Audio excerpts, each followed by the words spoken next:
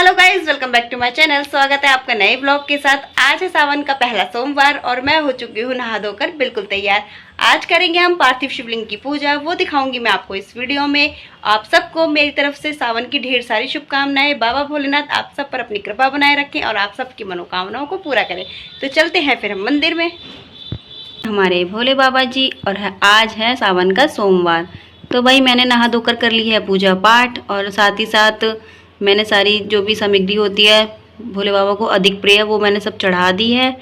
और यहाँ पर देखो हमने पूजा पाठ कर ली है। सुबह के बजे हैं अभी 7 और ये हमारे कान्हा जी भी नहा लिए हैं और मम्मी गई हैं मंदिर और मैं नहीं गई आज क्योंकि भाई मुझे कुकू को पहले स्कूल भेजना होता है और फिर उसके बाद ही मैं पूजा पाठ करती हूँ। तो मैंने सोचा कि घर पे ही कर लेती हूँ, शांति से भी हो जाएगी और मंदिर में आज के दिन बहुत ज़्यादा भीड़ भी होती है। तो ये हमारे छोटे छोटे से शिवलिंग जो हमें नर्मदा नदी से मिले थे जब हम ओमकालेश्वर गए थे। तो भाई ये तो बहुत ही ज़्यादा सुंदर लगते हैं, इनको भी हम रोज़ स्नान करवाते हैं। तो गाइस चलते हैं अब ऊपर क्योंकि वहाँ पे मुझे पूजा करनी है। तो गाइस अब आ गई हूँ मैं ऊपर और ये है हमारा बेलपत्र का पौधा।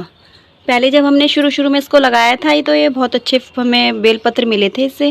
अब पता नहीं अचानक से इसको क्या हो गया, इसके पत्ते कुछ ऐसे हो गए हैं। अब ये क्यों हुए ये तो मुझे भी नहीं पता। अब यहाँ पर बनाऊंगी मैं एक छोटी सी शिवलिंग क्योंकि भाई मुझे साफ़ सुथरी मिट्टी नहीं मिली तो मैंने सोचा कि मैं बेलपत्र के पौधे के अंदर ही शिवलिंग बना के उसकी पूजा करूँगी। तो और दोस्तों हल्की हल्की बारिश आ रही है तो उसकी वजह से भी देखना पौधों में थोड़ी थोड़ी काई जमी हुई है। ये सारे पौधों में ही हो रखी है, ये देखो इसमें भी हुई है और ये देखो इसमें भी है।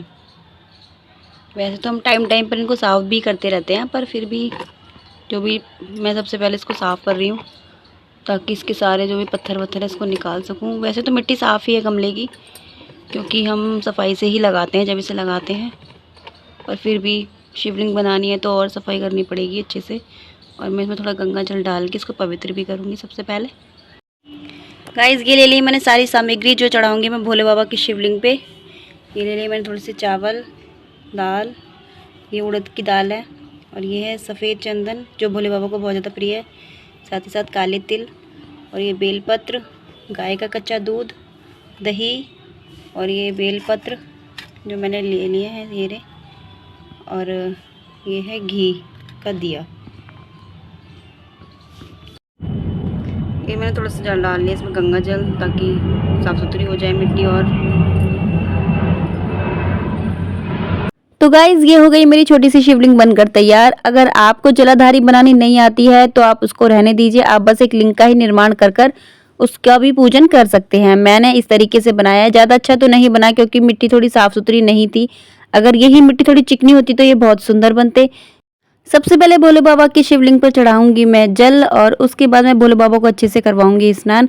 साथ ही साथ उसके बाद चढ़ाऊंगी मैं गाय का कच्चा दूध, ये कि मैंने पहले से ही मंगवा लिया था। और उसके बाद चढ़ाऊंगी मैं भोले बाबा पर थोड़ा सा दही।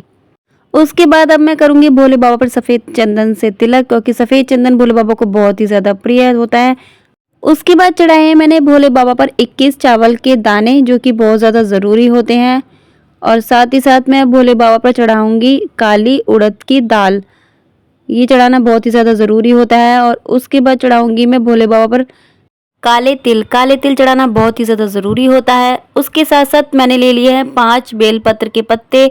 अगर आप ओम नमः शिवाय लिखकर चढ़ा सकते हैं तो वैसे चढ़ा दीजिए, नहीं तो आप चंदन का तिलक कर भी चढ़ा सकते हैं। साथ ही साथ मैंने ले लिया है एक अकहुआ का पत्ता भी और फूल भी मैंने चढ़ा दिए हैं। शिवलिंग पर सारी चीज़ें चढ़ाने के बाद मेरी पूजा तो हो गई है संपन्न। उसके बाद करूँगी मैं भोले बाबा जी की आरती और साथ ही साथ पढ़ूंगी मैं शिव चालीसा भी। अपनी पूजा पूरी करने के बाद जगाया मैंने अपनी बेटी को क्योंकि मुझे उससे भी करवानी थी आज भोले बाबा की पूजा। आज का दिन है बहुत ही खास, तो उसको भी मैंने नहला धुला कर किया तैयार और उससे भी चढ़वा दिया मैंने भोले बाबा को जल, क्योंकि ऐसा माना जाता है जब बच्चे शिवलिंग पर जल चढ़ाते हैं तो उस घर से सारे संकट टल जाते हैं।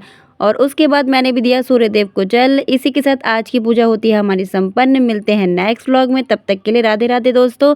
हर हर महादेव। भोले बाबा आप सब पर अपनी कृपा बनाए रखें।